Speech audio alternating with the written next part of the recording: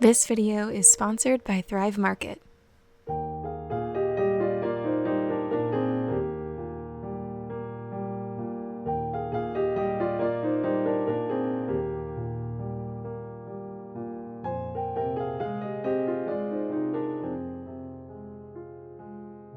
Hello, dear friend.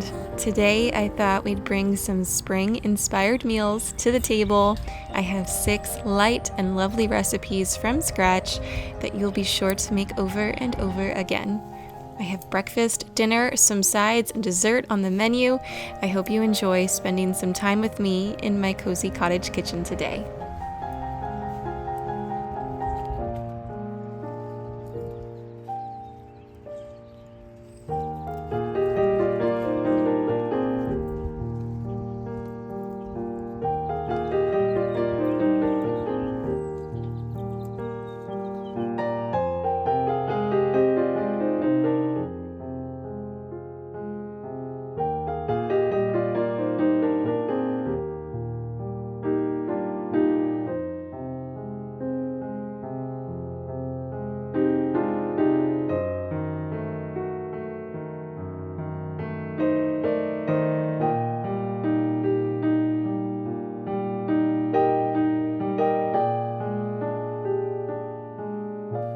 It's not very much just yet, but the garden is starting to produce, which gets me so excited for those summer days coming where I can really do some garden to table meals I'm looking forward to sharing with you.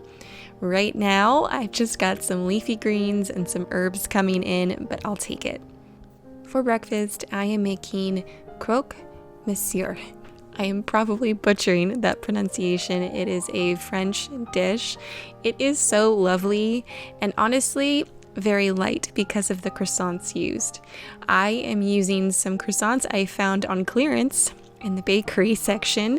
They were 99 cents for a package, so that inspired this recipe. To make, you'll need to grease a 9x13 pan and fill it with 5 cups of torn pieces of day-old croissants. You need 1/2 pound of some sort of ham. This would be a great opportunity to use some leftover ham from Easter if you have it. I just used some sliced Black Forest ham.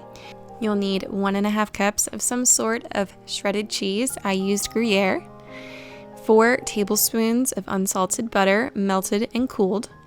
8 eggs, 1.5 cups of whole milk, a 1/2 cup of whole milk Greek yogurt, a teaspoon each of salt, pepper, garlic powder, 1 tablespoon of Dijon mustard, a tablespoon of roughly chopped either thyme or rosemary leaves. I used rosemary, and a 1/2 cup of grated Parmesan cheese. That gets mixed up and poured over the rest of our ingredients. I added a little extra cheese to the top. This will bake at 375 for about 30 minutes.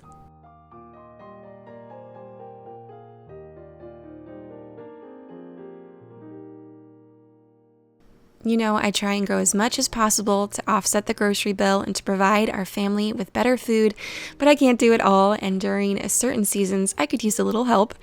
Living in the countryside, options are slim for quality organic pantry items and snacks, and if I can find them, they are most times very expensive.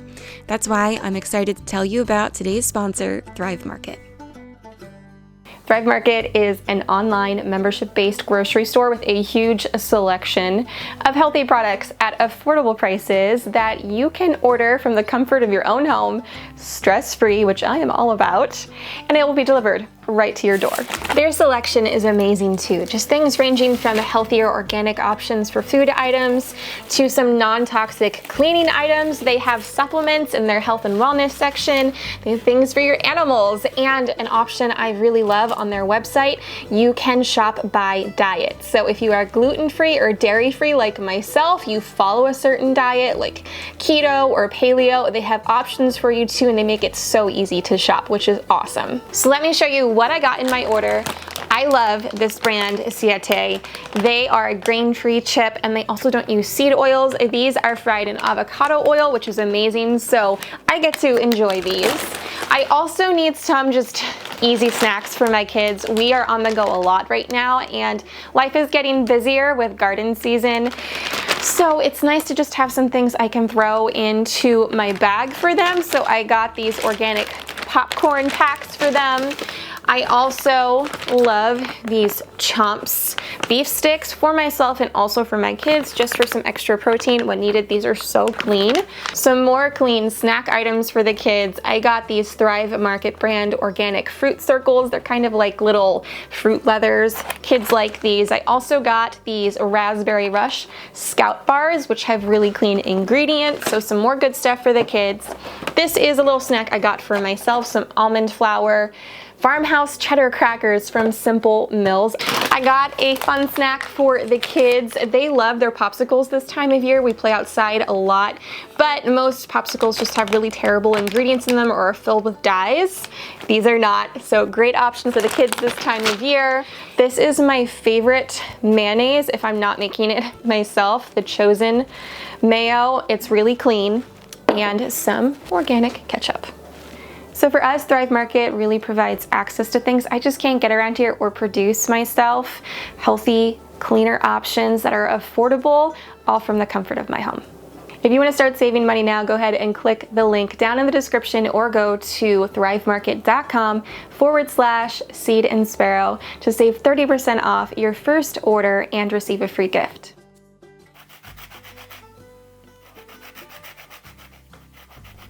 I'm gonna get started on our dessert. I am making a raspberry lemon layer cake with raspberry curd and raspberry lemon cream cheese frosting. It is absolutely delicious. The first step is zesting 1 lemon into 1 1/4 cup of granulated sugar, and you're going to rub that together with your hands until you smell that lemon and the sugar feels slightly wet. To that, I'm going to add 3/4 cup of unsalted butter softened and 1/4 cup of olive oil. We're going to mix that together well.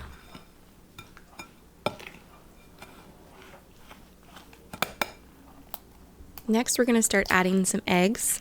You'll need 4, and you want them to be at room temperature. You're going to add them one at a time, mixing in between. A 1/2 cup of sour cream goes in, 1 tablespoon of vanilla extract, and 3 tablespoons of freshly squeezed lemon juice.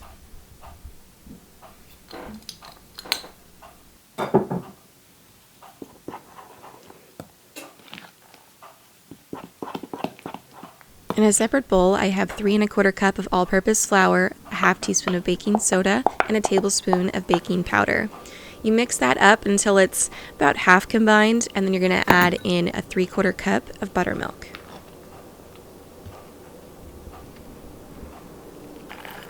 I've tossed 1 1/2 cups of frozen raspberries and a tablespoon of flour. Those get added in, making sure to leave behind any excess flour. Fold them in and they're ready to go into their cake pans.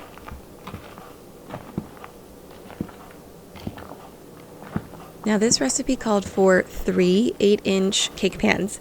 I only had 2 9-inch, so I just made it work and I divided the dough into those 2. Spread it out, and it bakes at 350 for 20 to 25 minutes. A toothpick should come out mostly clean with just a few crumbs. Now for the raspberry curd filling. In a medium saucepan, I have combined 2 egg yolks, 2 whole eggs, a 1/2 cup of granulated sugar, an 1/8 teaspoon of salt, and 2 1/2 cups of raspberries. I used frozen, but you can use fresh, and the juice of 1 lemon. Gonna heat this up over medium-low heat, stirring constantly to prevent burning. The mixture is gonna start to thicken up, as you can see here. It's not curdling. All of the little lumps you see are just seeds from the raspberries. So once it starts to thicken, let it continue to thicken for a few more minutes.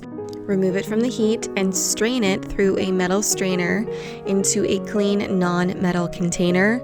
You can use a spoon or something to help push the liquid through, and this will remove all the seeds and create a nice smooth curd. Then 1/2 cup of butter is going to go in. We're going to stir that until it's all melted together.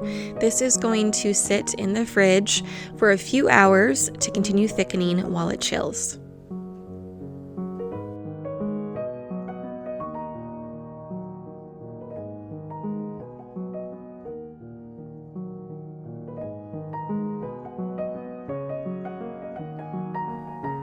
For dinner, I'm making some soup.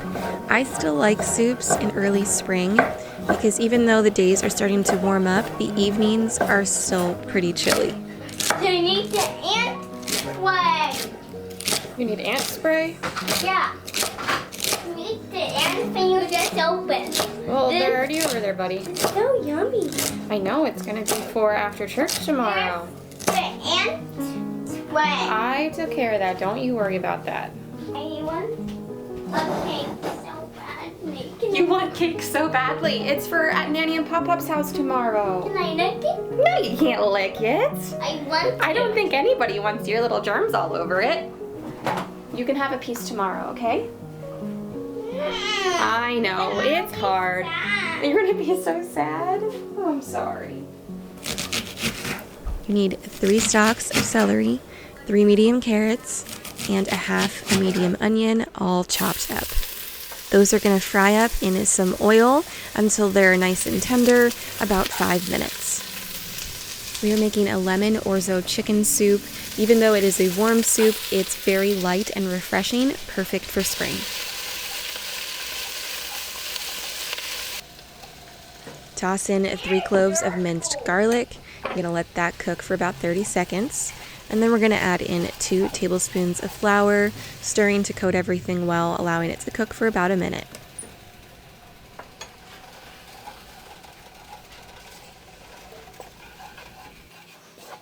Slowly, I'm going to start to add 6 cups of chicken broth.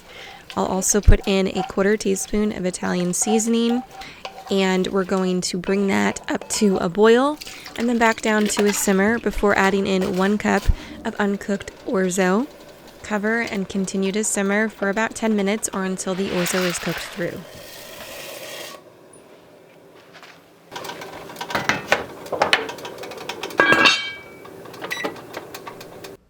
Now for some chicken. I had some previously cooked chicken breast, so that's what I used. You just need about 1.5 pounds of chicken.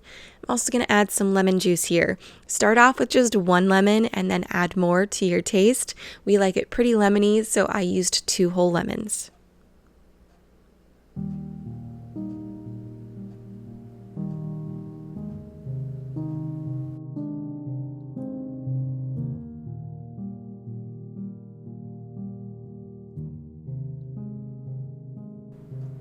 Finish off with a tablespoon of fresh parsley. I like to cover this and allow it to simmer so all the flavors have a chance to mingle together for about an additional 30 minutes.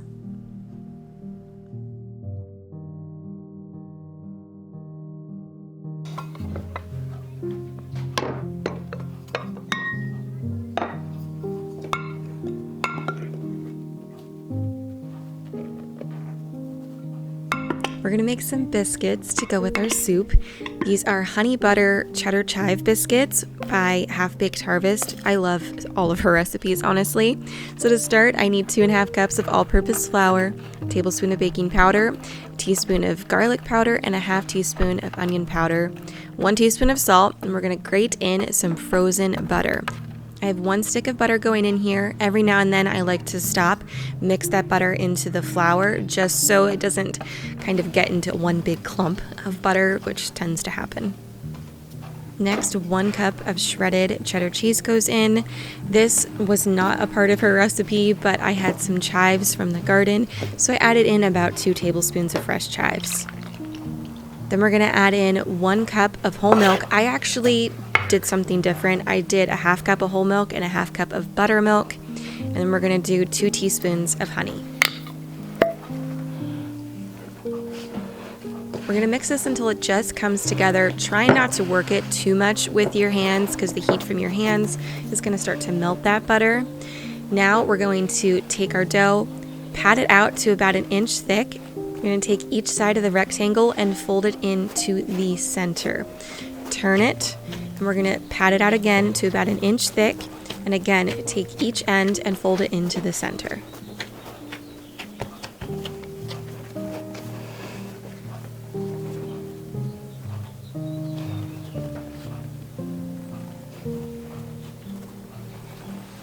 Turn it one more time, and now I'm gonna grab my rolling pin. I'm gonna roll this out to about 3/4 inch thick. Grab a biscuit cutter, or you could just use mason jar or a mason jar ring, whatever you have around. And we're going to place these into a prepared cast iron skillet, which I have buttered up really well. I'm going to brush the tops of these with some milk. These are going to bake at 425 for about 20 minutes.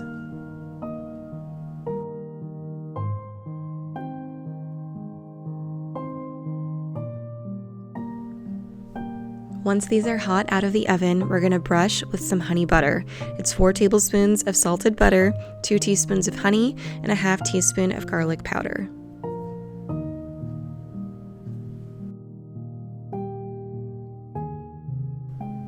These are honestly incredible. They are so flaky and cheesy, and a gluten-free 1-to-1 flour works perfectly here.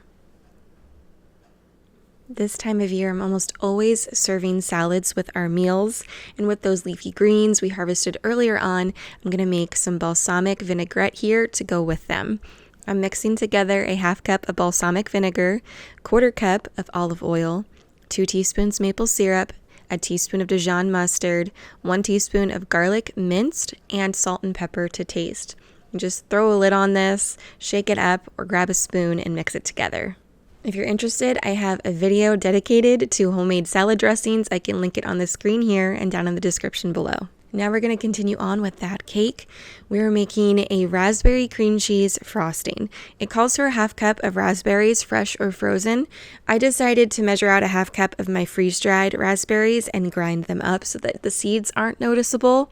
I added that to 1.5 cups of unsalted butter, 1/8 teaspoon of sea salt, 5 to 6 cups of powdered sugar, 4 ounces of cream cheese, 1 teaspoon of lemon juice. I think I actually used more like 1 to 2 tablespoons. We liked it a bit more lemony. And you're just going to mix that all together. Now to assemble, I am going to slice my cake layers in half. I'm going to add that raspberry curd filling in between each of the layers. I will say, if I do it like I have here and only do 2 cake layers instead of 3, I actually ended up with an extra layer to add that curd filling. And it was a bit thinner than I would have liked. So either I will invest in another cake pan, or I'm just going to double the raspberry curd filling next time.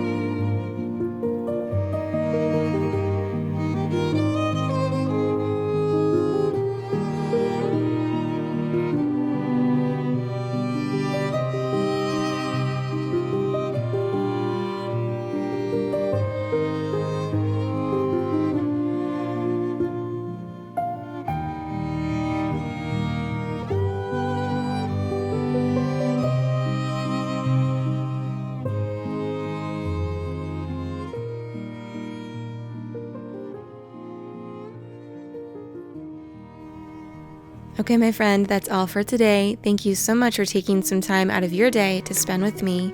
I hope you enjoyed these scratch-made spring-inspired recipes. Don't forget to check out Thrive Market and use my link for 30% off your first order and a free gift. Please give this video a thumbs up. Leave me a comment down below. I love hearing from you. Thank you so much for being here, friend. You are a blessing to me. Many blessings to you. Until next time, take care.